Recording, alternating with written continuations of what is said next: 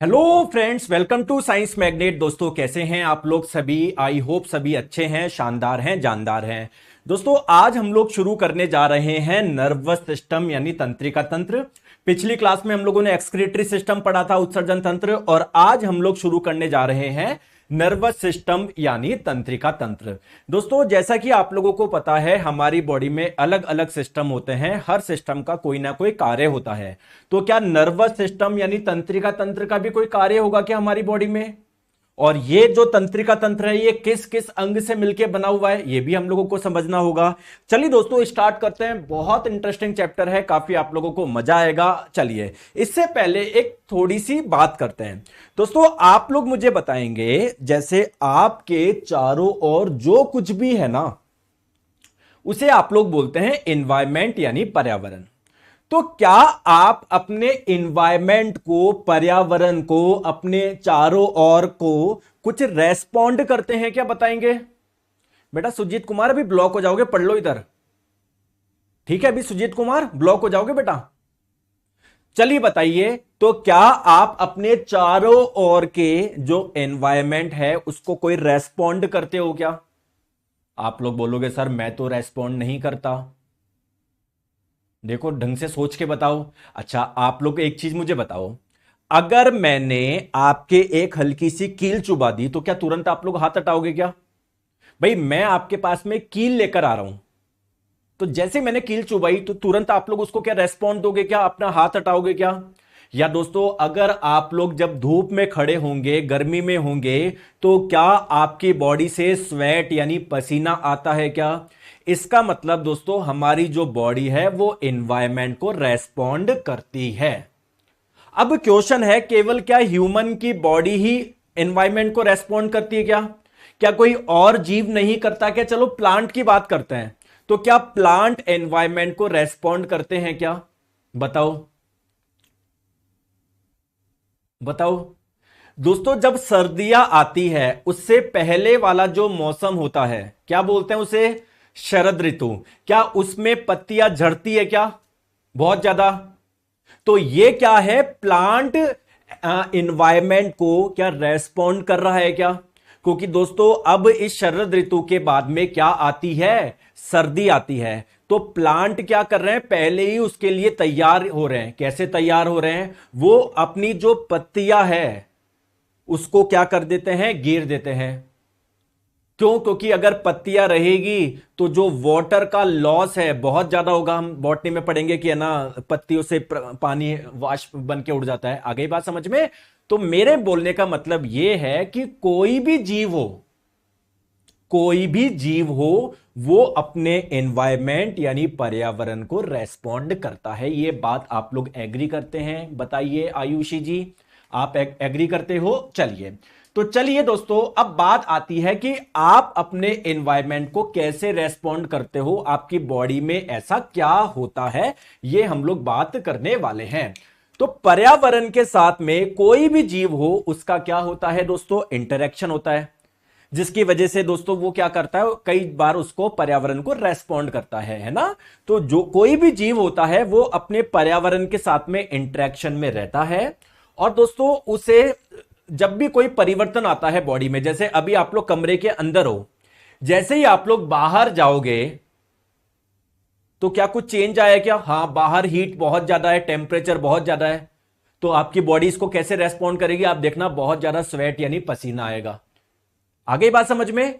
तो जब भी कोई चेंज होता है, जब भी कोई परिवर्तन होता है, तो हमारी बॉडी या कोई भी जीव होता है ना, वो क्या करता है? उसको रेस्पॉन्ड करता है। ठीक है, आ गई बात समझ में? जैसे दोस्तों, ह्यूमंस हो या प्लांट्स हो, हर कोई रेस्पॉन्ड करता है। अब सर, ह्यूमन कैसे रेस्पॉन्ड करता है? सर कुछ बताइए। जैसे दोस्तों, आप लोग जब गर्मी में जाते हो, धूप में जाते हो, तो क्या आप लोगों को पसीना आता है क्या? तो देखो, आपकी बॉडी रेस्पॉन्ड कर रही है। ठीक है दोस्तों, आप लोग जब अंधेरे में जाओगे तो हमारी जो प्यूपिल होती है ना, पुतलियां, वो थोड़ी फैलती है। तो क्या हमारी बॉडी रेस्पॉन्ड कर रही है क्या? बताइए, यस और नो। बोलते नहीं हो आप लोग कि हां सर, हमारी बॉडी रेस्पॉन्ड करती है जब भी कुछ चेंज आता है। जैसे आप लोग क्या हो, अभी रूम में हो, कोई दिक्कत नहीं है। जैसे दोस्तों आपके कमरे में एकदम से अंधेरा हो जाएगा ना, तो हमारी आंख की जो प्यूपिल है, पुतली है, उसका साइज क्या होता है, धीरे धीरे बढ़ता है। तो क्या आपकी बॉडी रेस्पॉन्ड कर रही है क्या? और अगर आप लोगों को लग रहा हो केवल ह्यूमन की बॉडी ही रेस्पॉन्ड करती है, ऐसा नहीं है। जितने भी जीव है, अगर कुछ भी चेंज आता है, पर्यावरण से कुछ भी चेंज आता है ना, या उसकी सराउंडिंग से कुछ भी चेंज उसको मिलता है, तो वो उसको रेस्पॉन्ड करता है। जैसे प्लांट की बात करते हैं दोस्तों, ध्यान रखो, जो सनफ्लावर, ये एक प्लांट है, सूरजमुखी के पौधे हैं। देखना दोस्तों, ये हमेशा किसकी तरफ झुकेंगे? सूर्य की तरफ झुकेंगे, सूर्य के तरफ झुकेंगे। यानी जब सनलाइट आ रही है इनके ऊपर, तो क्या ये इसको रेस्पॉन्ड कर रहे हैं क्या? सन की तरफ झुक रहे हैं क्या? दोस्तों वो क्यों झुक रहे हैं, कोई आप बता सकते हो क्या? वो इसलिए झुक रहे हैं कि जिससे ज्यादा से ज्यादा प्रकाश संश्लेषण हो सके, फोटोसिंथेसिस हो सके। आगे बात समझ में? ठीक है दोस्तों, एक चीज आप लोगों को पता है, जो ऑटम, शरद ऋतु जो होता है, उसमें पत्तियां बहुत गिरती है। वो क्यों गिरती है? मौसम में परिवर्तन आ रहा है, तो क्या प्लांट में कुछ हो रहा है क्या? पत्तियां गिर रही है। अच्छा, आप लोग मुझे बताइए, अगर हम अपने एनवायरमेंट को रेस्पॉन्ड नहीं करेंगे, तो क्या हम लोग जीवित रह पाएंगे क्या? क्या हम लोग जीवित रह पाएंगे क्या? नहीं रह पाएंगे। दोस्तों मैंने आप लोगों के हल्के से कील चुबा दी, जिस व्यक्ति ने रेस्पॉन्ड किया, अरे सर क्या कर रहे हो, मेरे को भगा दिया दूर। लेकिन जो हाँ, मैं और घुसाता जाऊंगा दोस्तों, कोई अंदर घुस गई तो कील, दिक्कत हो जाएगी ना। हम दोस्तों सरवाइव ही नहीं कर पाएंगे, हम लोग जीवित ही नहीं रह पाएंगे। तो रेस्पॉन्ड करना बहुत बहुत जरूरी है। तो इसलिए मैं क्लास में बोलता हूं, जो भी मैं यहां पर पढ़ा रहा हूं, इसको समझा करो, रेस्पॉन्ड करा करो। रेस्पॉन्ड करने का मतलब कमेंट नहीं है, रेस्पॉन्ड करने का मतलब है हाँ, दिमाग में समझना। आगे बात समझ में? ठीक है सर, मैं आपका फैन हो गया हूं, आप बहुत अच्छा पढ़ाते हो, मैं आपसे मिलने आऊंगा सफल होने के बाद। शिवाजी बोल रहे हैं मैं आपका फैन हो गया, मैं आपसे मिलने आऊंगा sir, thank you so much. लेकिन मिलने तो तब आओगे ना जब पढ़ाई करके सिलेक्शन लोगे। तो इधर पढ़ाई करो पहले, ठीक है? अच्छी बात है, आप मेरे फैन हो, समझ में आ रहा है, बहुत अच्छी बात है। अब इधर ध्यान दो, आ जाओ। अब दोस्तों इसी प्रक्रिया को हम लोग बोलते हैं कंट्रोल एंड कोऑर्डिनेशन, यानी नियंत्रण एवं समन्वय। जैसे दोस्तों, अगर मैं बाहर बिल्कुल धूप में गया, तो क्या मेरी बॉडी में अलग अलग अंगों के बीच में कुछ कोऑर्डिनेशन होगा क्या? कि यार हम कहां पर आ गए, कुछ करना पड़ेगा, बताओ। क्या मेरी बॉडी अपने आप को कंट्रोल करेगी क्या, जिससे मैं वहां पर धूप में खड़ा रह पाऊं? बोलो यस और नो। तो इसको बोलते हैं कंट्रोल एंड कोऑर्डिनेशन, यानी नियंत्रण एवं समन्वय। कंट्रोल एंड कोऑर्डिनेशन बेसिकली उस प्रक्रिया को हम लोग बोलेंगे, ठीक है, जो कि किसी भी जीवों को उत्तेजना का एहसास कराते हैं। उत्तेजना को इंग्लिश में बोलते हैं स्टिमुली। स्टिमुली का मतलब क्या है? कुछ भी चेंज। दोस्तों जैसे मैंने आपकी बॉडी पे कुछ कील चुबा दी, या आप लोगों को दोस्तों मैं धूप में ले गया, या कुछ भी आपकी बॉडी में जब कोई चेंज आता है ना, इसको बोलते हैं स्टिमुलाई, उत्तेजना।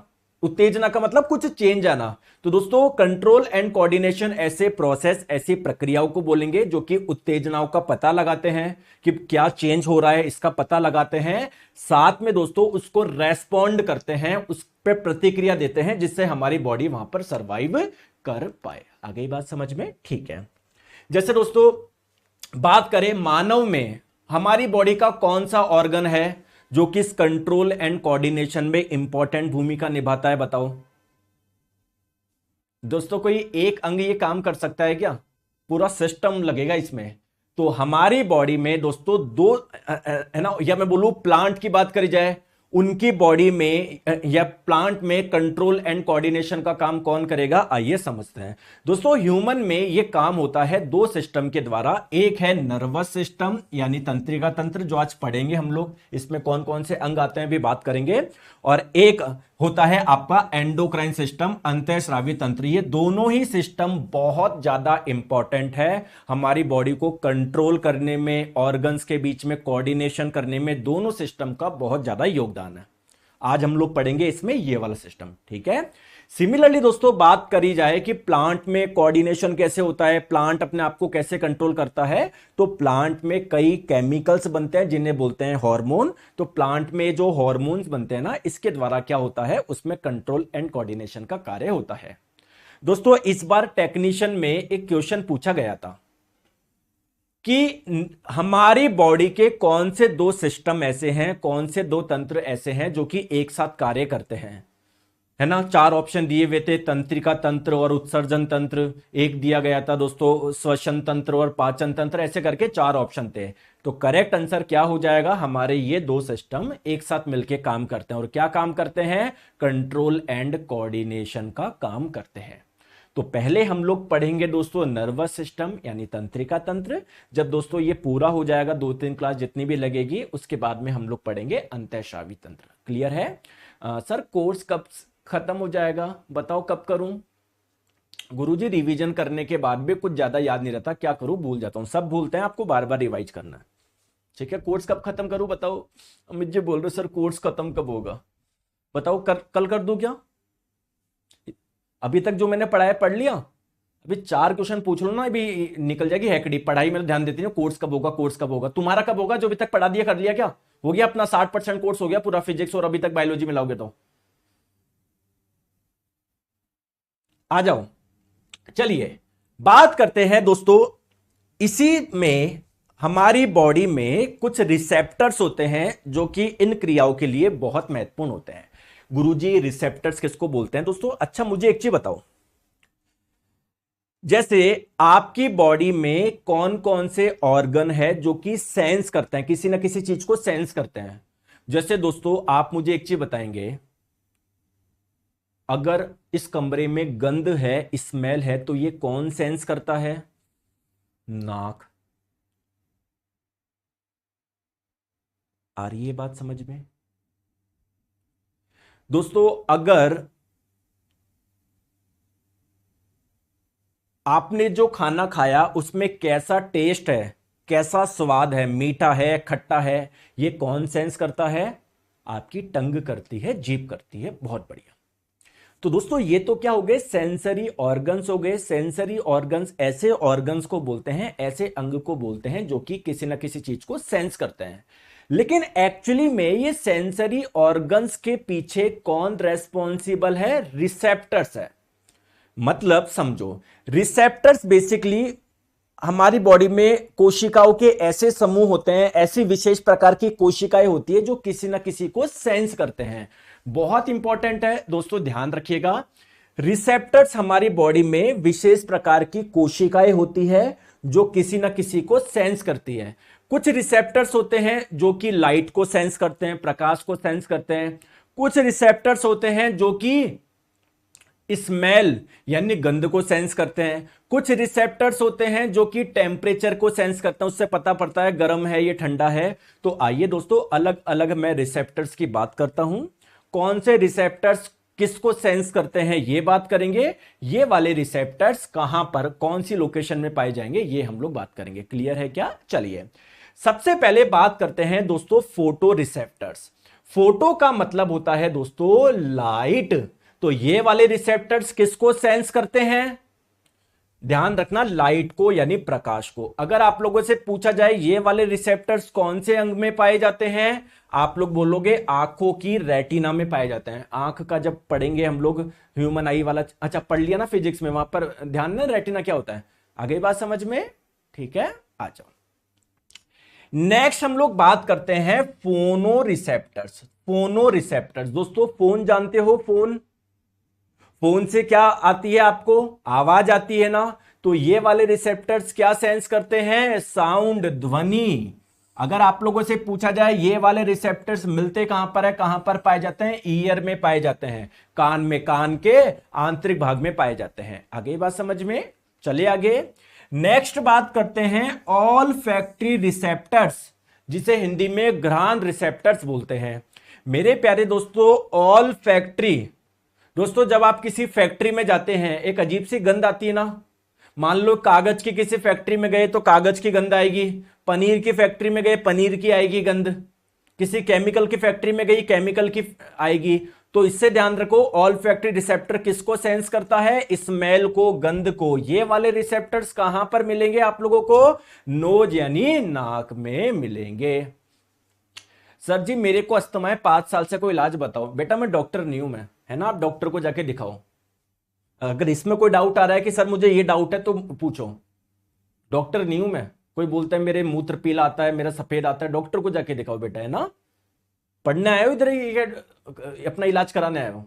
नेक्स्ट हम लोग बात करते हैं ग्यूस्टेटरी रिसेप्टर्स, ठीक है, जिसे हिंदी में स्वाद रिसेप्टर्स भी बोलते हैं। तो नाम में समझ में आ रहा है दोस्तों, ये रिसेप्टर्स क्या करते हैं, टेस्ट यानी स्वाद का पता लगाते हैं। सर ये वाले रिसेप्टर्स मिलते कहां पर है, हमारी टंग में मिलते हैं, हमारी जीभ में मिलते हैं। दोस्तों एक्चुअली में क्या होता है, जो हमारी जीभ होती है ना, इसके अंदर ऐसे कुछ पार्ट होते हैं जिसे हम लोग बोलते हैं टेस्ट बड्स यानी स्वाद कलिका। एक्चुअली में इन स्वाद कलिकाओं के अंदर होते हैं क्या, ग्यूस्टेटरी रिसेप्टर्स। चलिए दोस्तों, एक होते हैं आप लोगों के थर्मो रिसेप्टर्स, नाम से ही समझ में आ रहा होगा, थर्मो तापमान, ये क्या करेंगे, टेम्परेचर को सेंस करेंगे। ये वाले रिसेप्टर्स कहां पर पाए जाएंगे, हमारी स्किन पे। दोस्तों अगर आपकी स्किन पे मैं आइस लगा दूं, बर्फ लगा दूं, आपको एहसास हो जाएगा क्या, ठंडा ठंडा कुछ लगाया, या आपकी स्किन पे मैं थोड़ी सी चाय, गर्मा गर्म चाय का कप लेके आऊं तो आप बोलोगे ना, अरे सर गर्म है, ये तो बहुत गर्म है, एहसास हो जाता है क्या, आ गई बात समझ में, ठीक है। चलिए नेक्स्ट बात करते हैं पेन रिसेप्टर्स, नाम से समझ में आ रहा है पेन रिसेप्टर्स। सर नाम ना लीजिएगा, सिर्फ एक चीज बता दीजिए, आपके ऐप में 2 कोर्स है, एक वीओडी एक रिकॉर्डेड, तो कौन ले, दोस्तों रिकॉर्डेड है ना, रिकॉर्डेड ये लाइव वाला न्यू वाला बैच है। दोस्तों ये वीओडी बैच हटा दूं क्या यार, ये बहुत कंफ्यूज कर रहा है, पुराना बैच है यार, पता नहीं क्या, अब तो वैसे भी नया हो चुका, तो वीओडी में से फिजिक्स तो हटा देता हूं मैं, वरना कंफ्यूज हो जाएंगे बहुत बच्चे कि यार क्या करें हमें ना। तो वीओडी वो था, अब तो हमारी वैसे फिजिक्स पूरी हो चुकी है, तो वीओडी बैच में से फिजिक्स में हटा देता हूं, क्योंकि हमारी पूरी फिजिक्स हो चुकी है, अब क्यों पढ़ना है पुराना। और जब बायोलॉजी खत्म हो जाएगी हम बायोलॉजी भी हटा देंगे उससे, क्योंकि वो पुराना बैच है, 3 साल पुराना बैच है। अभी जो नया बैच है जैसे ये कंप्लीट हो जाएगा उसमें से वीओडी वाला हम लोग हटा देंगे, जिससे बच्चे कंफ्यूज ना हो। आ गई बात समझ में। एक बच्चे बोल रहे नहीं सर रहने दीजिए, आपको कोई फायदा ही नहीं है उससे, आप कंफ्यूज होंगे, उसमें आपको कुछ और चीजें मिलेगी, कुछ और मिलेगा, अपने आपको कंफ्यूजन चाहते हो तो रखे रहने दो, मेरे को कोई दिक्कत नहीं है भाई। वीओडी बैच का पर्पज केवल इतना सा था कि अगर कोई बच्चा ऐसा है जिसको जल्दी पढ़ना है सब कुछ, कि सर जल्दी करना है जल्दी करना है जल्दी करना है, तो आप वहां से जाके पढ़ सकते थे। लेकिन दोस्तों यहां पर है, आप, मैं नहीं हटाऊंगा, लेकिन आप खुद के लिए कंफ्यूजन आप रहने दो, ठीक है, पढ़ लेना, मेरे क्या दिक्कत है। और डालता हूं 5-7 कोर्स और डालता हूं, मेरे 5-7 कोर्स और आए थे 10 साल में, है ना, वो भी सारे डालता हूं, पढ़ते रहना, ऐसा कर लेना, तुम्हारे लिए मुझे क्या है, तुमको काम की चीज तो समझ नहीं आती, आ जाओ। पेन रिसेप्टर जैसा कि नाम से समझ में आ रहा है, इससे पेन का एहसास होता है। दोस्तों आप लोगों के, दोस्तों क्या लग जाए, एहसास होता है क्या, स्किन में है, आपके अंगों में भी पाए जाते हैं, ठीक है, जैसे आपके कहीं अंदर अंग में दर्द हो रहा हो तब भी आप लोगों को एहसास हो जाएंगे, क्यों, क्योंकि अंगों में क्या पाए जाते हैं, पेन रिसेप्टर्स पाए जाते हैं, ठीक है। दोस्तों किस किस को समझ में आ गए, अगर आ गए तो दोस्तों ये क्वेश्चन करो, अभी ग्रुप डी 2022 में पूछा गया है। ऑल फैक्ट्री रिसेप्टर्स से, इन वाले रिसेप्टर से, रिसेप्टर्स को कई बार हिंदी में हम लोग ग्राही भी बोलते हैं, है ना, लेकिन आप लोग ध्यान रखिएगा दोस्तों, जनरली जो आप लोगों से एग्जाम में बोलता है रिसेप्टर्स की हिंदी, वो रिसेप्टर से लिख के आता है। तो बताएंगे दोस्तों ये वाले रिसेप्टर्स क्या करते हैं, फैक्ट्री में जाके क्या आती है, गंध आती है, तो ये स्मेल यानी गंध को सेंस करते हैं। और अगर मैं आप लोगों से पूछूं कि ये वाला जो आप लोगों का रिसेप्टर्स है, ऑल फैक्ट्री रिसेप्टर्स कहां पर पाए जाते हैं, हमारे नोज में पाए जाते हैं। आगे दोस्तों बात समझ में। चलिए दोस्तों अब हम लोग स्टार्ट करने जा रहे हैं नर्वस सिस्टम यानी तंत्रिका तंत्र। दोस्तों ध्यान रखिएगा, कोई भी सिस्टम होता है ना, कोई भी तंत्र, वो बहुत सारे अंगों से मिलकर बना होता है। तो क्या हमारा जो नर्वस सिस्टम है, क्या वो भी बहुत सारे अंग से मिलकर बना होगा, क्या बोलो यस और नो। यस। तो कौन कौन से अंग से मिलकर बनता है, आइए बात करते हैं। दोस्तों सबसे पहले बात करते हैं, ये रहा हमारा ब्रेन, ये रहा हमारा मस्तिष्क। तो दोस्तों ब्रेन का बहुत ज्यादा महत्वपूर्ण योगदान है। तो ये जो हमारा नर्वस सिस्टम है, तंत्रिका तंत्र है, इसका एक इंपॉर्टेंट पार्ट क्या हो गया, ब्रेन हो गया। दोस्तों ब्रेन के पीछे से एक मोटी सी नस निकलती है जिसे आप लोग बोलते हैं स्पाइनल कॉर्ड यानी मेरुरज्जु। तो ये भी आपके नर्वस सिस्टम का पार्ट है। अगर आप लोग ध्यान से देखोगे, जैसे मान लीजिए दोस्तों ये आपका ब्रेन है, ब्रेन के पीछे एक मोटी सी नस निकल रही है जिसे बोलते हैं स्पाइनल कॉर्ड, मेरुरज्जु, ठीक है। अगर आप लोग ध्यान से देखोगे तो क्या मेरुरज्जु से ऐसे कुछ वायर से जैसे कुछ निकल रहे हैं क्या, वायर जैसे, ये वायर जैसे कुछ निकल रहे हैं अगर आप देख रहे होंगे तो। दोस्तों सिमिलरली ब्रेन से भी ऐसे वायर जैसे कुछ निकलते हैं, एक इधर तो एक इधर, एक इधर एक इधर, हमेशा पेयर में निकलते हैं। तो इनका काम क्या होता है, इनको बोलते हैं नर्व्स यानी तंत्रिका। इन वायर्स के माध्यम से बॉडी के अलग अलग जगह मैसेज जाते हैं और अलग अलग जगह से ब्रेन और स्पाइनल कॉर्ड तक मैसेज आते हैं। दोस्तों इन्हें आप लोग बोलते हैं नर्व्स यानी तंत्रिका। तो बेसिकली हमारा तंत्रिका तंत्र तीन चीजों से मिलकर बना हुआ है। कौन सा, एक तो दोस्तों आप लोगों का ब्रेन हो गया, आ गई बात समझ में। दूसरा कौन सा, ये हमारी स्पाइनल कॉर्ड, इसको आइए मैं दूसरे कलर से दर्शा देता हूं, रेड कलर से दर्शा देता हूं स्पाइनल कॉर्ड को। ब्रेन के पीछे से निकलती है मोटी सी नस, ठीक है। तो दोस्तों दूसरा पार्ट क्या हो गया आप लोगों का, स्पाइनल कॉर्ड यानी मेरुरज्जु। और इसके अलावा क्या है, हमारे ब्रेन और स्पाइनल कॉर्ड से ये जो निकल रही है इसे हम लोग क्या बोलेंगे, नर्व्स यानी तंत्रिका बोलते हैं। तो हमारा जो नर्वस सिस्टम है वो तीन भागों से मिलकर बना हुआ है। आ गई बात समझ में। दोस्तों ये नर्व्स को अगर आप लोग ध्यान से देखोगे ना, देखो थोड़ा सा जूम करके बताऊं, एक चीज देखना, बहुत इंटरेस्टिंग चीज है। सर बताइए, बहुत इंटरेस्टिंग फैक्ट। देखो दोस्तों अगर एक तंत्रिका इधर जा रही है तो क्या एक इधर भी जा रही है क्या, एक इधर जा रही है तो क्या एक इधर भी जा रही है क्या, एक इधर जा रही है तो क्या एक इधर भी जा रही है क्या। क्यों, क्योंकि दोस्तों मान लो आप लोगों के, आपको भागना है, आपके पैरों तक सिग्नल भेजना है, तो क्या भागना कब पॉसिबल होगा, जब दोनों टांगे एक साथ काम करेगी। तो आप लोगों को सिग्नल दोनों जगह भेजना है ना, एक लेफ्ट में भी राइट में भी। बात समझ में आ रहा है मैं क्या बोलना चाह रहा हूं, आ रही है बात समझ में। तो ये जो आपकी नर्व्स होती है तंत्रिका, वो हमेशा पेयर यानी युग्म में पाई जाती है, जोड़े में पाई जाती है ना। जैसे एक इधर तो एक इधर, एक इधर एक इधर। आ गई बात समझ में, ठीक है। अब मेरे प्यारे दोस्तों ध्यान से आप लोग समझिएगा, ये नर्व्स है ना दो टाइप की है। दो टाइप की कैसी है नर्व्स, एक तो वो वाली नर्व्स जो कि हमारे ब्रेन से निकलेगी, और एक वो वाली नर्व जो कि स्पाइनल कॉर्ड यानी मेरुरज्जु से निकलेगी।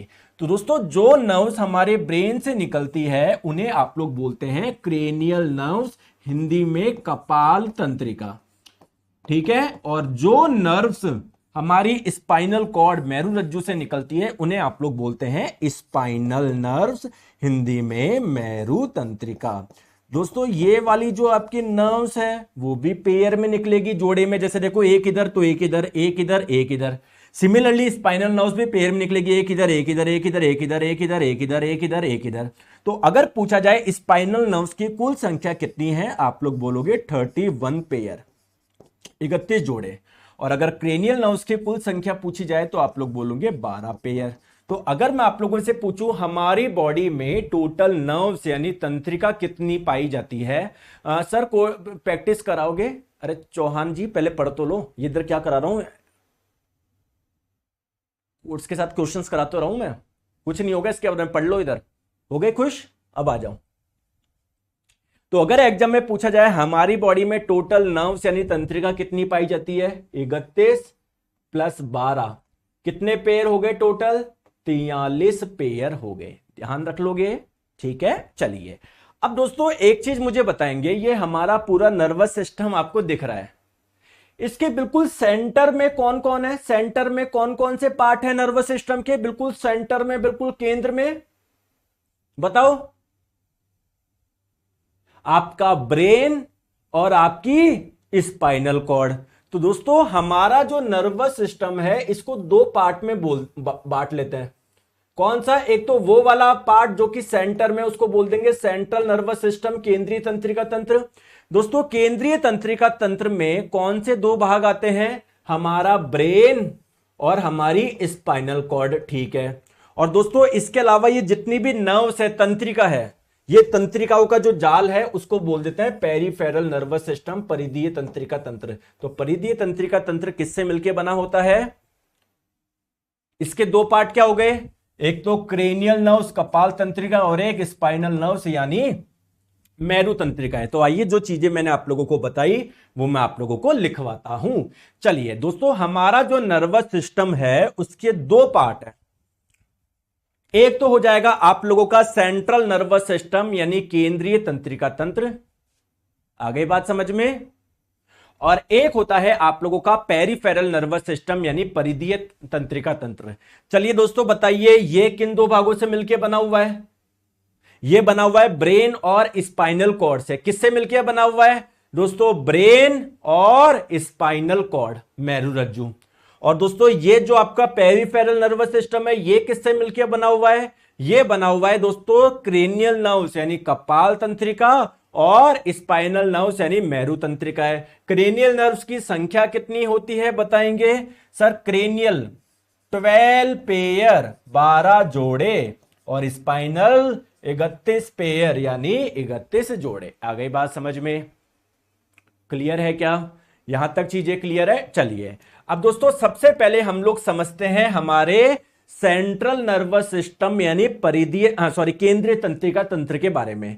इसका मतलब पहले हम लोग समझेंगे ब्रेन के बारे में पूरा और फिर हम लोग समझेंगे स्पाइनल कॉर्ड के बारे में। चलिए दोस्तों समझते हैं हम लोग मानव के ब्रेन के बारे में। दोस्तों इस ब्रेन की हम लोग स्टडी करने जा रहे हैं, तो अगर एग्जाम में आप लोगों से पूछ ले ब्रेन की स्टडी को क्या बोलते हैं, आप लोग बोलोगे न्यूरोलॉजी।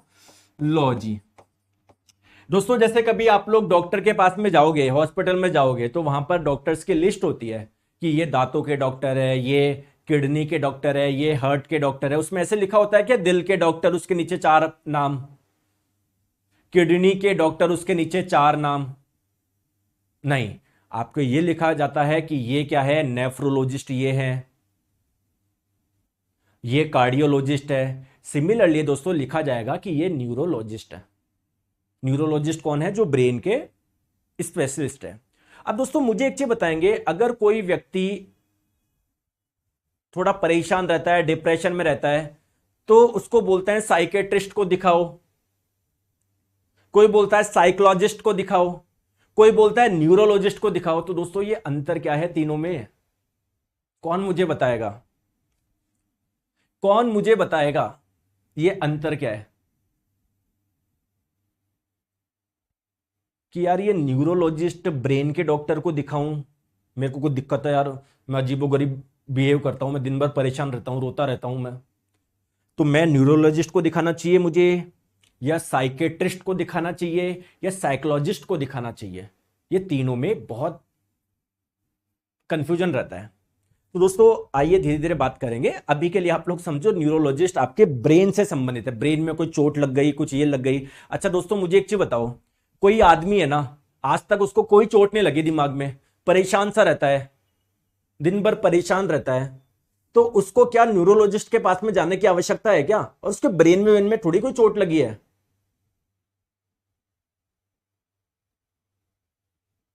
समझ रहे हो मैं क्या बोलना चाह रहा हूं? मतलब थोड़ा सा समझने की कोशिश कर पा रहे हो? चलो अभी आप भटक जाओगे बहुत ज्यादा हमारे टॉपिक से, अभी हम ब्रेन पे वापस आते हैं। दोस्तों मैं एक चीज आप लोगों को और बताता हूं,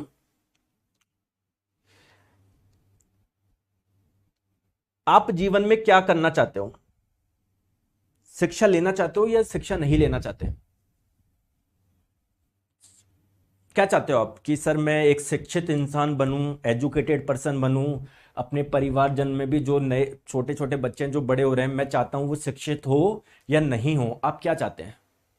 कि सर वो एजुकेटेड हो, उनको शिक्षा मिले, एजुकेशन मिले, शिक्षा मिले। तो दोस्तों आप क्यों चाहते हैं शिक्षा? क्यों चाहते हो आप लोग उसको शिक्षा मिले? क्योंकि सर मैं शिक्षा इसलिए चाहता हूं कि वो उसका दिमाग उसके सोचने समझने का स्तर बढ़े। अगर उसके साथ में कुछ गलत हो रहा है तो वो उस पे क्वेश्चन कर सके कि यार मेरे को भी ये अधिकार है। यार एक चीज मुझे बताओ, किसी व्यक्ति का हाथ कट गया, आप कहां पर लेके जाओगे उसको? डॉक्टर के पास में लेके जाओगे या फिर मैं उसको बोलूंगा नहीं मेरे पास में एक चीज है मैं जोड़ दूंगा? अगर आप अशिक्षित होते तो मेरे पास फिर भी आ जाते, और यार ये जोड़ देता है। शिक्षित हो, आपको पूरा समझ गए, आप बॉडी के समझ गए, आप डॉक्टर के पास में लेके जाओगे। मैं आप लोगों को क्या बोलना चाह रहा हूं दोस्तों, अब एजुकेशन का कोई अंत है क्या? कोई अंत नहीं है। कोई भी व्यक्ति ऐसा नहीं बोल सकता कि भाई साहब मैंने ना सब कुछ पढ़ लिया। जीवन में कभी नहीं पढ़ सकता। इतनी सारी चीजें पढ़ने को, commerce, science, biology, physics, chemistry, physics में भी दोस्तों पता नहीं कोई कर ही नहीं सकता। अब मेरे प्यारे दोस्तों, हम आप मैं डॉक्टर नहीं है, लेकिन दोस्तों जो डॉक्टर होंगे उनको अलग चीजें पढ़नी होती होगी, पड़ती है। जो दांत के डॉक्टर उनको दांतों का अलग से कुछ पूरी रिसर्च करनी पड़ती है। कोई क्या दोस्तों, एक ब्रांच है न्यूरो साइंस, मेडिकल साइंस की एक ब्रांच है न्यूरो साइंस। इस ब्रांच में होता क्या है, न्यूरो साइंस यानी बेसिकली ब्रेन की, दिमाग की हम लोग साइंस समझ रहे हैं कि दिमाग काम कैसे करता है। दोस्तों यकीन मानो, जिस दिन आपने न्यूरो साइंस पढ़ ली उस दिन है ना जैसे मान लो अगर कोई 50 साल के व्यक्ति ने, 49 साल का कोई व्यक्ति है, उसने न्यूरो साइंस पढ़ना शुरू करी, 50 साल तक उसने बहुत कुछ चीजें पढ़ ली, तो अगर उसने पढ़ ली ना, वो अपने जो 48 साल है ना उस पर रोएगा कि मैंने क्या कर लिया जीवन में। और दोस्तों ये रियलिटी है, दिस इज द हार्श, बोले मैंने क्या करा 48 साल अपने जीवन में। ये रियलिटी है, रियलिटी है, रियलिटी है, रियलिटी है, आप मानो या मत मानो। एक नॉर्मल इंसान की बात कर रहा हूं मैं, एक नॉर्मल मतलब, और जो बिल्कुल ही जो नहीं पढ़ा लिखा उसका तो आप बात ही छोड़ो, एक नॉर्मल इंसान की बात कर रहा हूं, आप और मेरे जैसों की। आप बोलोगे मैंने क्या कर लिया, अपने 48 साल खराब करे मैंने, मैं क्या सोचता था, ये क्या होता था यार, ये तो अलग ही चीज ही अलग है, मैं सोचता था ये करने से ही होता है ये। आप समझ रहे हो मैं क्या बोलना चाह रहा हूं। और दोस्तों दिस इज रियलिटी। मैं भी अभी थोड़ा थोड़ा पढ़ रहा हूं, और मैं कभी कोशिश करूंगा आपको कुछ बताने की, है ना। लेकिन मैं आपको बता रहा हूँ, मेरी खुद की आंखें खुल गई कि भाई ये चीजें होती है कि यार मैं तो पता नहीं इसको ऐसे लेता था, मैं उसको ऐसे लेता था, मैंने उसको ऐसे लेता था। ठीक है, तो मैं आपको बोल रहा हूँ कि जीवन आपका, अब जैसे अभी का एग्जांपल ले लो आप अभी का एग्जांपल ले लो, अभी युद्ध की बात हो रही है, बहुत अच्छी बात है। पानी, इंडिया ने इंडस रिवर जो ट्रीटी है वो सस्पेंड कर दी, बहुत बढ़िया कदम लिया है, बहुत शानदार कदम लिया है, मजा आ गया। अब कई जने यूट्यूब पे वीडियो बना रहे हैं, पाकिस्तान में पानी नहीं आ रहा, पाकिस्तान भूख प्यासा मर जाएगा, ये मर जाएगा। लेकिन दोस्तों जिसने ज्योग्राफी पढ़ी है, आप जैसे बहुत समझदार व्यक्ति है, तो आप बोलोगे अरे गुरुजी कोई एक दिन में पॉसिबल थोड़ी है कि पानी नहीं जाएगा, वो हमको डैम वगैरह बनाने पड़ेंगे, बहुत सारा काम करना पड़ेगा सर, तब जाके हम लोग उनको इंपैक्ट कर पाएंगे। ठीक है, अभी हमने ट्रीटी सस्पेंड कर दी। बहुत जनों को तो सस्पेंड और टर्मिनेट में डिफरेंस नहीं पता, लेकिन आप थोड़े पढ़े लिखे हो तो आप बता सकते हो कि हाँ गुरुजी मेरे को समझा सकते हो। जैसे मान लो मुझे नहीं पता, तो आप बोलोगे सर सस्पेंड का मतलब ये होता है कि सर अभी हम उस पर पुनर्विचार करेंगे, अभी उसमें जो लिखा हुआ था हम नहीं मानेंगे। मान लो उसमें ये लिखा हुआ था 80% पानी पाकिस्तान के पास में जाएगा, 20% पानी भारत के पास में जाएगा, तो सस्पेंड करने का मतलब यह है कि हम नहीं मानने वाले, अभी इसमें जो लिखा है हम इसमें चेंज, हम मानेंद्र है। लेकिन दोस्तों क्या पॉसिबल है कि पूरा पानी भारत में आ जाए, हमको डैम वगैरह बनाने पड़ेंगे, कई चीजें करनी पड़ेगी। आप समझ रहे हो मैं क्या बोलना चाह रहा हूं। तो वो कब आप बता पा रहे हो, क्योंकि आपने पढ़ी है, ज्योग्राफी पढ़ी है, आपको अच्छी नॉलेज है क्या होता है डैम वगैरह वगैरह। ये अब जो पागल आदमी है वो तो भाई साहब, और कल पाकिस्तान के असम पानी नहीं गया, और कैसे नहीं गया, गया यार, मैं चाहता हूं नहीं जाए, लेकिन उसके लिए हमको बहुत सारा काम करना पड़ेगा। तो सेम चीज मैं बता रहा हूं दोस्तों, जब हम लोग चीजें पढ़ोगे, आप ये इंस्टाग्राम वगैरह इनसे छोड़ो, जब आप लोग चीजें पढ़ने बैठोगे ना, आप लोगों की कितनी चीजें हमको पता पड़ेगी, बहुत मजा आएगा।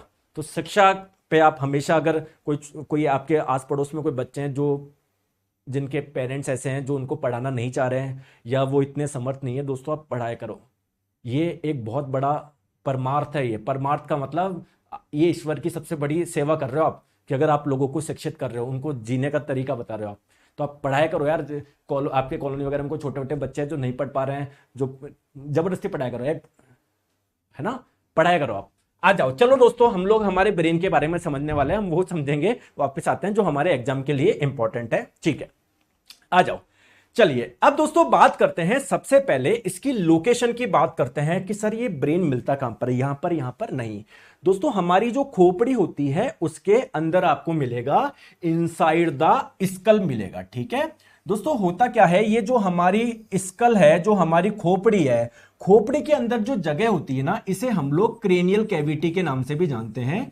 क्रेनियल कैविटी, हिंदी में आप लोग बोलते हैं इसको कपाल गुहा। तो दोस्तों इस खाली जगह, इस गुहा के अंदर हमको मिलेगा। आ गई बात समझ में, ठीक है। अब चलिए बात करते हैं, ब्रेन का वेट कितना होता है, बताइए ब्रेन का वेट कितना होता है। तो अगर बात करी जाए दोस्तों, हमारे ब्रेन का वेट डिपेंड करता है आपकी बॉडी का वेट कितना है।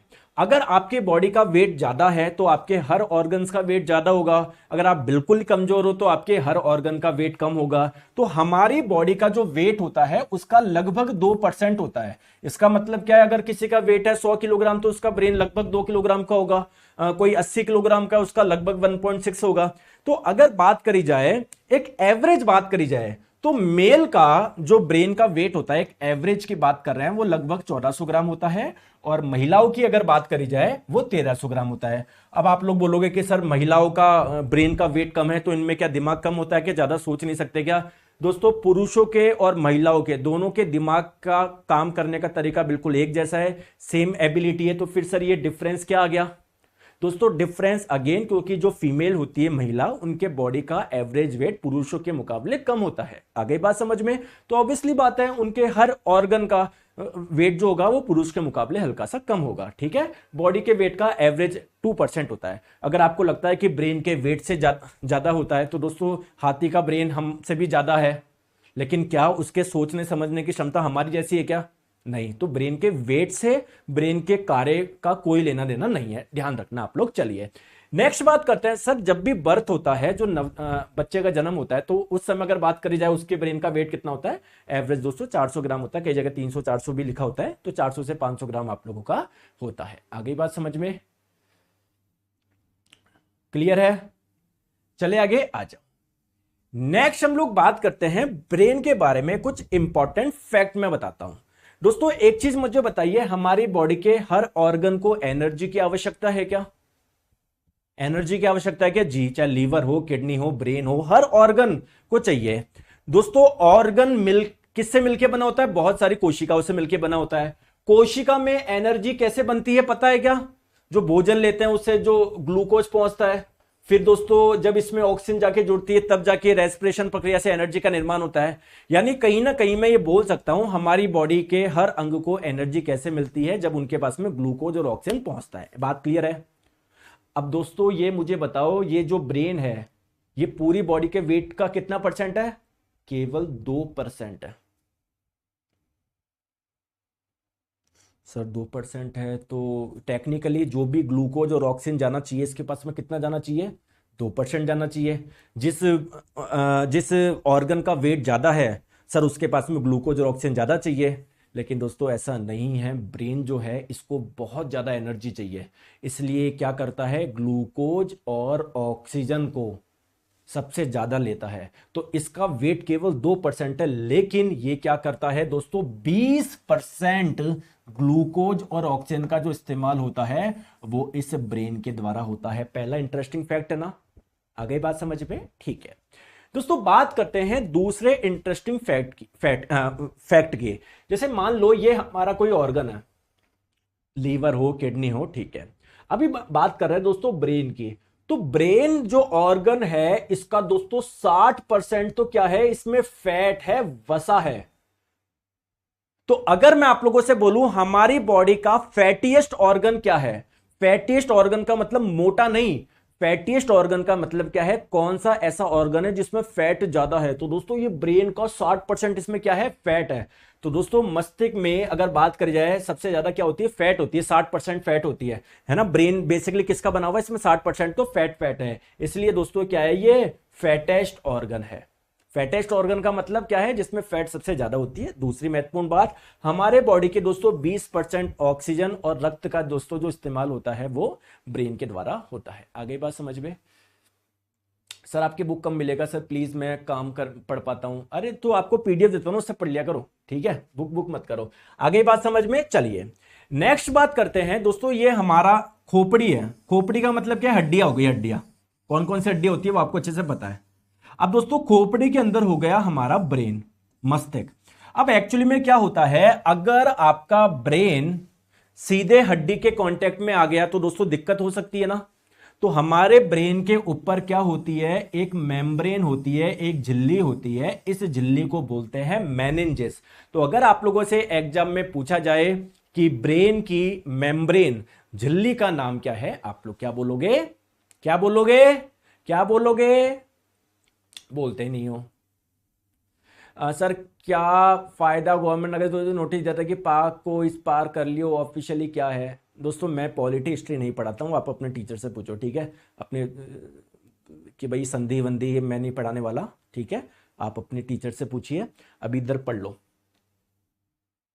बस मैं तो एक चीज रिक्वेस्ट करता हूं सभी व्यक्ति से, इस देश के सभी, आप मुझे बताना मैं गलत हूं सही हूं, कि दोस्तों हम सबको ऐसा काम करना है कि हमारा भारत देश बहुत आगे जाए। हमको ऐसा काम करना है कि हमारा भारत देश डेवलप हो। हम फालतू कंट्री से कंपेयर करेंगे, हम अच्छे अच्छे कंट्री से डेवलप करें। पहला हर भारतवासी का ये होना चाहिए कि हमारा देश बहुत स्ट्रांग बने, बहुत आगे जाए। क्या सही बात है क्या दोस्तों? अगर आप लोग इस बात से एग्री कर रहे हो तो दूसरी बात से भी एग्री करोगे कि हमारे जितने भी भारतवासी है, अलग अलग स्टेट के, हमारे आपके राज्य में अलग भाषा बोली जाती है, मैं जिस राज्य में हूं अलग भाषा बोली जाती है। हम दोस्तों बहुत अलग अलग भाषा बोलने वाले, अलग अलग खाना खाने वाले, अलग अलग धर्म मानने वाले भारत में लोग रहते हैं। अगर सारे लड़के रहेंगे तब भारत आगे जाएगा, ये सारे मिलके रहेंगे तब आगे जाएगा, मिलके रहेंगे। तो तीसरी बात यह है कि अगर आपको मौका मिले बताने के लिए तो आपको कुछ ऐसी बात करनी चाहिए कि लोगों के बीच में प्यार बढ़े, या ऐसी बात करनी है आपको कि जो लोग के बीच में आपस में नफरत फैले, लड़े आपस में। और बड़े दुख की बात है कि दोस्तों कई इवन टीचर्स भी ऐसी बातें बोलते हैं जब नफरत बने। यार टीचर्स लोग भी ऐसे अगर काम करेंगे तो फिर कैसे बात चलेगा? टीचर टीचर को क्यों एक नोबल प्रोफेशन बोला जाता है? क्योंकि वो एक समाज का निर्माण करते हैं। अगर मैं यहां पर आके ऐसी बात करूं कि नहीं लड़ो आपस में, तो क्या मैं टीचर कहने लायक हूं? तो ये बड़े दिक्कत की बात है कि यार एजुकेशन, ये ऐसे लोग भी जो एजुकेटेड वो भी ऐसी सी बात करते हैं, और बड़े दुख होता है कि यार भारत देश में क्या हो रहा है यार। ये बहुत बड़े दिक्कत की बात है। और दुख की बात और ये है कि अगर कोई टीचर किसी बच्चे को सलाह देता है, मैं तो कभी कुछ बोलता ही नहीं आपको, कि कोई अच्छी बात करता है कि यार देखो यार इस सरकार ने ये गलती कर दी, उस सरकार ने वो करी थी ये, तो उसके कमेंट सेक्शन में गाली बकना शुरू कर देंगे। अरे आप मान लो कोई एक्स सरकार है, कोई वाई सरकार है, मान लो एक्स सरकार के सपोर्टर हो, मैं विराट कोहली का फैन हूं बहुत बड़ा, इसका मतलब क्या मैं धोनी को गलत बोलूंगा क्या, गाली बकूंगा क्या मैं जाके? बताऊं, फैन हूं मतलब मुझे विराट कोहली का बैटिंग पसंद है। अगर मुझे विराट कोहली का कोई बिहेवियर पसंद नहीं आता तो मुझे वो भी पसंद नहीं है कि यार अगर यार ये क्या गाली बकता रहता है यार। ये तो है, मतलब इतना तो रैशनल दिमाग रखो, तार्किक दिमाग रखो कि क्या सही है क्या गलत है उसको बता सको। तो अगर कोई आपको बोलता है तो मैं देख रहा हूँ घर पे बच्चे अपने पिता से लड़ रहे हैं कि नहीं आपने इसको गलत क्यों बोला, इसको क्यों बोला। बच्चा पिता अपने बच्चे से लड़ रहा है कि नहीं ये सरकार बढ़िया है। अरे भाई क्या हो रहा है ये? चलो आ जाओ तो यार, बढ़िया रहो, आ जाओ। ब्रेन के ऊपर दोस्तों एक मेम्ब्रेन होती है, एक झिल्ली होती है जिसका नाम है मेनिंजेस। तो अगर आप लोगों से एग्जाम में पूछा जाए कि ब्रेन की के ऊपर झिल्ली जो ब्रेन को प्रोटेक्शन देती है उसका नाम क्या है? मेनिंजेस है। चलिए तो दोस्तों इस ब्रेन की लेयर के बारे में हम लोग समझते हैं। इस लेयर का नाम है मेनिंजेस। तो मस्तिष्क की झिल्ली जो मस्तिष्क को प्रोटेक्शन देने का काम करती है उसका नाम क्या है? मेनिंजेस है। अब दोस्तों एक चीज ध्यान से आप लोग समझना, प्लीज सारा ध्यान अभी तक रख लो, बहुत हो गई आज, है ना? आज तक फालतू की, मतलब पूरे जीवन काल में इतनी बात नहीं करोगे, आपने आज करा लिया है, पढ़ाई वढ़ाई करते नहीं हो। चलो आ जाओ दोस्तों, ये मान लो आपका स्कल है, खोपड़ी है, ध्यान से आप लोग समझना। इसके अंदर आपका आ गया ब्रेन, ये मान लो आपका क्या है? ब्रेन है, मस्तिष्क है। ये क्या है? ब्रेन है, मस्तिष्क है, मस्तिष्क है हमारा, ठीक है दोस्तों। ब्रेन के ऊपर एक झिल्ली है, इस झिल्ली का नाम अभी अभी आपने बताया, क्या बताया, भूल गए क्या? चलो मैं ग्रीन कलर से बताता हूं सर। ब्रेन के ऊपर एक झिल्ली होती है, इस झिल्ली का नाम क्या है? मेनिंजेस है। इस झिल्ली का नाम क्या है? मेनिंजेस है। बहुत बढ़िया दोस्तों। एक्चुअली में ये जो मेनिंजेस झिल्ली है इसमें भी क्या होती है? 3 लेयर होती है। इसमें भी 3 लेयर होती है। एक वो लेयर जो ब्रेन के बिल्कुल पास में है, एक वो वाली लेयर जो कि हड्डी के बिल्कुल पास में है, जैसे एक लेयर ये रही, एक लेयर ये रही, और इन दोनों के बीच में एक लेयर। आगे बात समझ में? तो दोस्तों ध्यान रखिए, जो हमारा ब्रेन है और जो हमारी हड्डी है, जो हमारा ब्रेन है और जो हमारी हड्डी है, इसके बीच में क्या है? मेनिंजेस है। और इस मेनिंजेस में 3 लेयर होती है। जैसे दोस्तों आप लोग जब सैंडविच खाते हो तो सैंडविच में क्या होता है, नीचे ब्रेड होती है, उसके ऊपर मान लो आपने आलू की कुछ स्लाइस रख दी, उसके ऊपर आपने प्याज रख दी, उसके ऊपर टमाटर रख दिया आपने, समझ रहे हो। तो मैं बोलूं कि नीचे की ब्रेड के स्लाइस और ऊपर की ब्रेड की स्लाइस के बीच में क्या है, आप लोग बोलोगे सब्जियां है। अरे सब्जियां क्या है, तो आप बताओगे सबसे पहले मैंने सर खीरे की लेयर रखी है, फिर मैंने प्याज की रखी है, फिर मैंने टमाटर की रखी है ना। तो ये जो मेनिंजेस है इसकी 3 लेयर होती है, ध्यान रखिएगा। सबसे ऊपर वाली लेयर, सबसे ऊपर वाली का मतलब क्या है, जो कि हड्डी के कांटेक्ट में है दोस्तों, उस लेयर को हम लोग बोलते हैं ड्यूरामेटर। क्या बोलते हैं, ड्यूरामेटर। दोस्तों सबसे नीचे वाली लेयर, नीचे वाली लेयर का मतलब क्या है, अरे बफरिंग हो रही है क्या, सही तो चल रहा है दोस्तों। सबसे नीचे वाली लेयर जो कि ब्रेन के कांटेक्ट में होती है उसे आप लोग क्या बोलेंगे, पिया मैटर आप लोग बोलेंगे। आगे बात समझ में। दोस्तों ये जो बीच वाली लेयर है, बीच वाली लेयर है, इसे आप लोग क्या बोलते हैं, एर्कनोइड बोलते हैं, एर्कनोइड बोलते हैं। क्लियर है, क्लियर है, आगे बात समझ में। तो ये तीनों लेयर आप लोग ध्यान रखिएगा। मैं फिर से आप लोगों को बता देता हूं, सबसे ऊपर वाली जो ब्रेन के कांटेक्ट में उसका नाम है ड्यूरामेटर, जो सबसे नीचे है, सॉरी जो सबसे ऊपर है जो हड्डी के कांटेक्ट में उसका नाम है ड्यूरामेटर, जो सबसे नीचे ब्रेन के कांटेक्ट में उसका नाम है पिया मैटर, उन दोनों के बीच का नाम क्या है, एर्कनोइड है। ये चीज आप लोग ध्यान रखिएगा। क्लियर है, चलिए आगे, याद रह जाएगी, कोई दिक्कत तो नहीं है। चलिए अब बात करते हैं दोस्तों, देखो फिर से देख लो, ये हमारा ब्रेन है, ये हमारा दोस्तों क्या है, इधर हड्डी है, इसके बीच में जो ये हड्डी है, ये हड्डी है, बोन, हड्डी, ठीक है। और दोस्तों ये क्या है, आपकी मेनिंजेस है। इस मेनिंजेस की सबसे ऊपर वाली लेयर को ड्यूरामेटर बोल दिया, बीच वाली को बोल दिया एरेक्नोइड, और सबसे अंदर वाली जो इसके कांटेक्ट में उसको पिया मैटर बोल दिया आपने। क्लियर है, चलिए आगे, चलो चलो। अब दोस्तों बात करते हैं, हमारा जो ब्रेन हम लोग पढ़ने वाले हैं, ठीक है दोस्तों, हमारा जो ब्रेन है ना, जो हमारा ब्रेन होता है ना, इसको हम लोग मुख्यतः 3 पार्ट में भागते हैं, ठीक है। जो हमारा ब्रेन होता है उसको हम लोग 3 पार्ट में बांटते हैं। ये रहा हमारा पूरा का पूरा ब्रेन। आगे बात समझ में, इस ब्रेन को 3 पार्ट में बांटते हैं। जैसे दोस्तों मैं ऐसे खड़ा हूं मैं, तो ब्रेन का जो ये वाला पार्ट है, ये वाला पार्ट, इसको बोलेंगे फोर ब्रेन, अग्र मस्तिष्क। जो सबसे पीछे वाला पार्ट होगा उसको बोलेंगे हिंड ब्रेन यानी पश्चिम मस्तिष्क, और बीच वाले पार्ट को बोल देंगे मिड ब्रेन। ठीक है दोस्तों, अगर मैं इस साइड देख रहा हूं तो मेरा ब्रेन एक्चुअली में कैसा है, अंदर से ऐसा है। तो दोस्तों सामने से देखने पर ये वाला जो भाग है जिसको मैंने पिंक कलर से दर्शाया, इस पूरे भाग को बोलते हैं फोर ब्रेन यानी अग्र मस्तिष्क। बिल्कुल जो पीछे वाला पार्ट होता है जिसको मैंने यहां पर पर्पल कलर से दिखाया है, उसको आप बोलेंगे हिंड ब्रेन यानी पश्चिम मस्तिष्क। और दोस्तों इसके और इसके बीच में जो आप लोगों का ये ग्रीन कलर का आप लोग देख पा रहे हो, इससे आप लोग बोलोगे मिड ब्रेन। आगे बात समझ में, तो ध्यान रखिएगा, मस्तिष्क हमारा 3 भाग से बना होता है। कौन कौन सा, फोर ब्रेन अग्र मस्तिष्क, एक होता है मिड ब्रेन मध्य मस्तिष्क, एक होता है हिंड ब्रेन यानी पश्चिम मस्तिष्क। दोस्तों ध्यान रखिएगा, ये जो फोर ब्रेन होता है इसका एक नाम और है, टेक्निकल बायोलॉजी में है ना, साइंस में इसको एक नाम से और जानते हैं, प्रोसेंसिफिलॉन। जो मिड ब्रेन है इसको किस नाम से जानते हैं, मेसेंसेफिलॉन बोलते हैं। और जो हिंड ब्रेन है पश्चिम मस्तिष्क है, इसको रोम्बेनसेफिलॉन के नाम से भी जानते हैं। हालांकि अगर आप लोग ये तीनों नाम याद नहीं रखोगे तब भी कोई दिक्कत नहीं है, आप तो बस केवल fore brain, mid brain, hind brain ध्यान रखो। आगे बात समझ में। अच्छा दोस्तों साइज का कंपेयर बताओ, किसका साइज ज्यादा किसका कम है, आपको इससे ही पता पड़ रहा है। ये पिंक वाला फोर ब्रेन सबसे बड़ा है दोस्तों, आपका हिंड ब्रेन सेकंड नंबर पे है, सबसे छोटा कौन सा है, मिड ब्रेन है। तो दोस्तों ध्यान रखिएगा, फोर ब्रेन सबसे बड़ा है, उसके बाद में आता है आपका हिंड ब्रेन, और सबसे छोटा जो है वो आप लोगों का मिड ब्रेन है। चलिए दोस्तों अब हम लोग बात करते हैं हमारे मस्तिष्क के ये जो 3 भाग है इसकी बात करते हैं, fore brain, mid brain, hind brain. आपने बता दिया ये सबसे बड़ा है। दोस्तों ये सबसे बड़ा है, इसमें भी आप लोगों के 3 पार्ट होते हैं। और दोस्तों हिंड ब्रेन, इसके भी आपके 3 पार्ट होते हैं। आइए हम लोग बात करते हैं, फोर ब्रेन के 3 पार्ट होते हैं। एक का नाम है दोस्तों आप लोगों का सेरेब्रम, जिसे हिंदी में आप लोग बोलेंगे प्रेमस्तिष्क। एक होता है आपका थैलेमस और एक होता है हाइपोथैलेमस। मैं फिर से बता देता हूं, अग्र मस्तिष्क के 3 भाग होते हैं, एक होता है सेरेब्रम जिसे प्रेमस्तिष्क बोलते हैं, एक होता है थैलेमस और एक होता है हाइपोथैलेमस। तीनों याद रह जाएंगे। एक मैंने आपको बताया प्रेमस्तिष्क सेरेब्रम, एक होता है आपका थैलेमस और एक आपका होता है हाइपोथैलेमस। आई बात समझ में, बिल्कुल सर बात समझ में आ गई। अब बात करते हैं सर, हमारे हिंड ब्रेन के भी 3 पार्ट होते हैं।